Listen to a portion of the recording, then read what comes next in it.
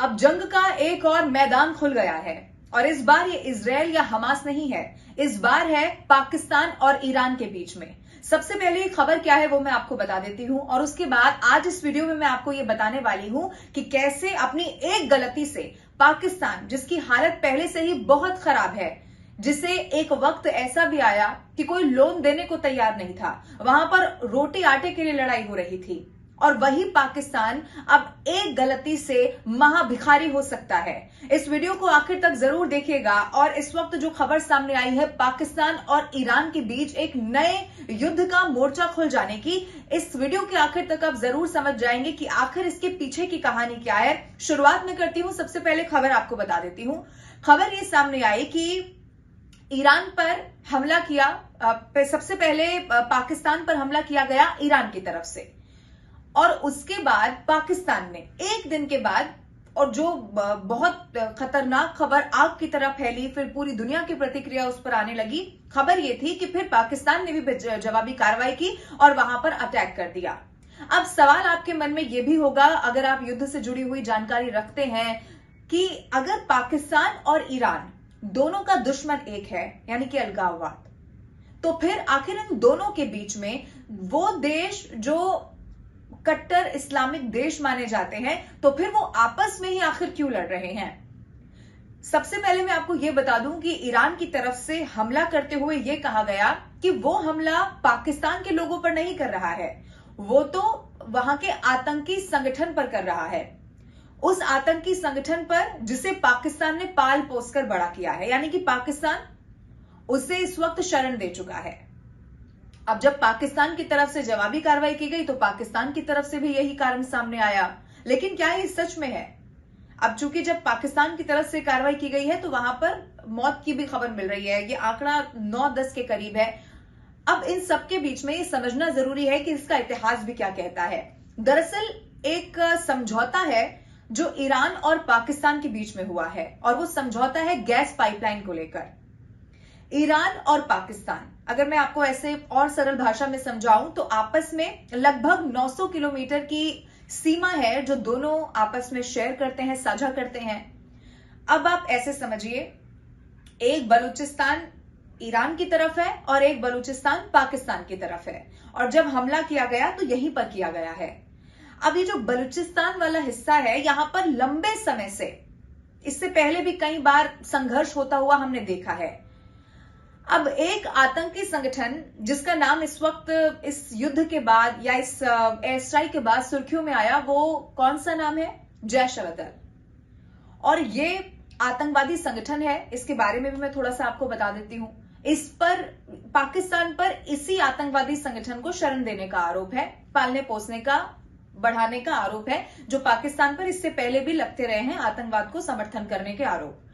तो ये जो आतंकवादी संगठन है, 2012 में इसकी स्थापना होती है और 2023 में ये वहां पर ईरान पर एक हमला भी करता है, उसी इलाके में जिसकी अभी हम बात कर रहे हैं, और वहां पर जो पुलिसकर्मी थे उनकी मौत भी हो जाती है।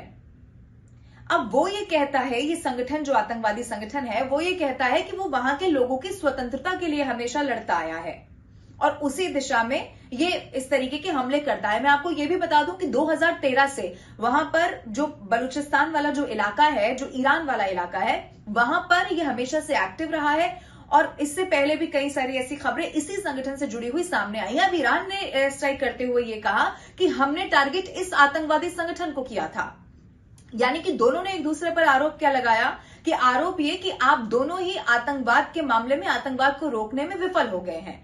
अब सच्चाई एक ये भी कहती है कि एक समझौता है गैस पाइपलाइन को लेकर। इस समझौते को पूरा करने के लिए इससे पहले कई बार ईरान पाकिस्तान को नोटिस तक दे चुका है। अब थोड़ा सा ये भी जान लीजिए कि समझौते के तहत कहा क्या गया था। 2012 अक्टूबर का वो वक्त था जब इस समझौते को किया गया, और पाकिस्तान की तरफ से 2014 दिसंबर तक इस प्रोजेक्ट को पूरा करने की बात की गई। लेकिन हुआ क्या? वो अधर में लटक गया, वो पूरा नहीं हो पाया।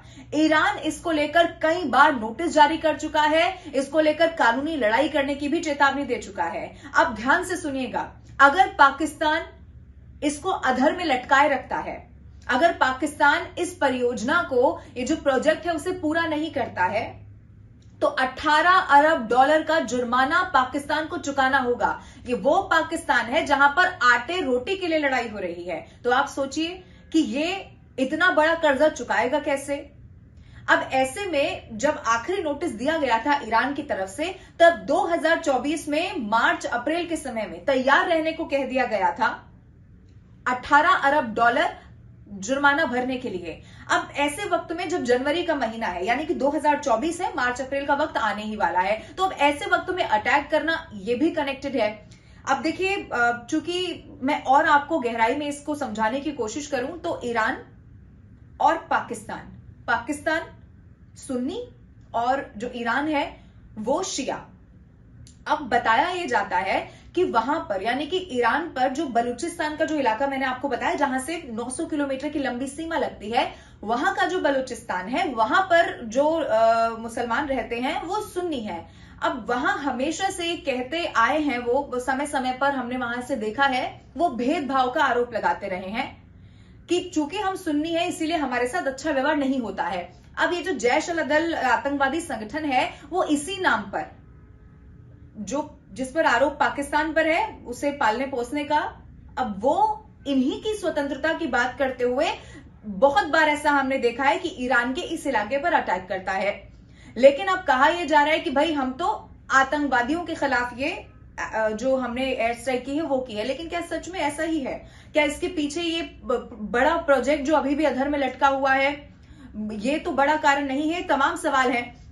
अब इन सबके बीच में आपके मन में एक सवाल ये भी होगा, हिंदुस्तानी होने के नाते, भारत के नागरिक होने के नाते, कि अब देखिए, जब दुनिया में कोई भी युद्ध होता है तो तमाम देशों पर भी इसका असर पड़ता है।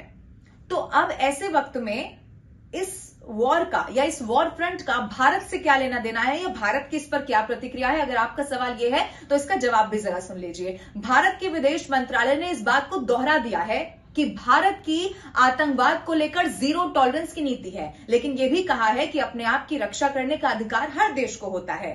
मैं आपको यह बता दूं कि चाहे कोई भी मोर्चा हो, चाहे कोई भी प्लेटफॉर्म हो, भारत हमेशा जीरो टॉलरेंस की नीति आतंकवाद को लेकर रखता आया है। और एक बार फिर से यही हुआ।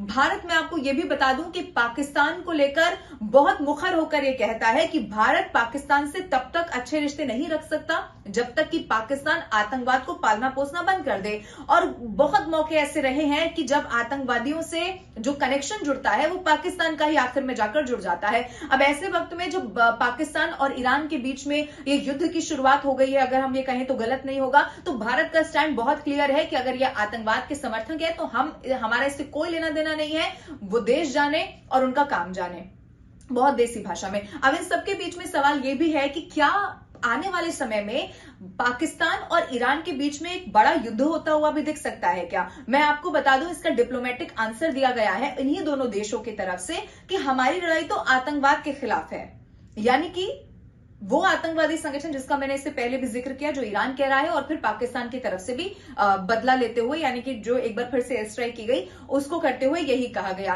लेकिन क्या सच में बस इतनी सी कहानी है, या इसके पीछे वो बड़ी जो गैस पाइपलाइन परियोजना है जिसको पूरा करने का दबाव इससे पहले भी ईरान बनाता रहा है? अब सवाल ये भी है कि जब संदेश यहां से दे दिया गया है, पहले वहां से हमला किया गया, फिर पाकिस्तान की तरफ से। अच्छा, मैं आपको यह भी बता दूं कि पाकिस्तान में चुनाव होने हैं। अब ऐसे वक्त में यह अटैक, अब देखिए, आने वाले चुनाव पर बहुत बड़ा असर डाल सकता था, इसीलिए माना यह भी जा रहा है कि पाकिस्तान ने इतनी त्वरित तरीके से कार्रवाई कर दी। लेकिन क्या पाकिस्तान इसे समझ जाएगा कि यह इशारा है उस प्रोजेक्ट को पूरा करने का जो अधर में लटका हुआ है? और अगर समझ जाएगा तो पहले से कंगाल हो चुका पाकिस्तान इसे पूरा कैसे करेगा? क्योंकि उसे कर्ज देने को कोई तैयार नहीं है, और पाकिस्तान की खुद की हालत कितनी माली, कितनी खराब है, ये पूरी दुनिया जानती है। अगर मैं इन दोनों देशों का कंपैरिजन भी आपको बताऊं तो ईरान ज्यादा ताकतवर भी है, ईरान ज्यादा अमीर भी है पाकिस्तान से।